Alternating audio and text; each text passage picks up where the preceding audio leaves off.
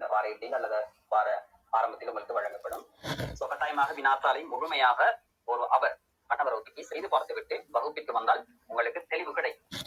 உங்களுடைய நிலை எந்த நிலையில் நீங்கள் இருக்கின்றீர்கள், இன்னும் உங்களை எப்படி நீங்கள் மெருகூட்டலாம், இன்னும் எந்த அளவுக்கு நீங்கள் முயற்சி செய்ய வேண்டும் என்பது தொடர்பில் உங்களுக்கு அதனுடைய ஆழம், அதனுடைய நிலை, அதனுடைய முயற்சியினுடைய எல்லை உங்களுக்கு புரியும். சரியா? ஓகே, நான் உங்களுக்கு ஒரு சின்ன ஒரு சிந்தனையோட வகுப்புக்குள் நுழையலாம்.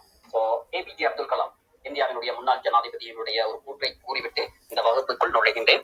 கனவு காணுங்கள், ஆனால் கனவு என்பது நீ தூக்கத்தில் காண்பது அல்ல, உன்னை தூங்க விடாமல் பண்ணுவது எதுவோ அதுவே லட்சிய கனவு.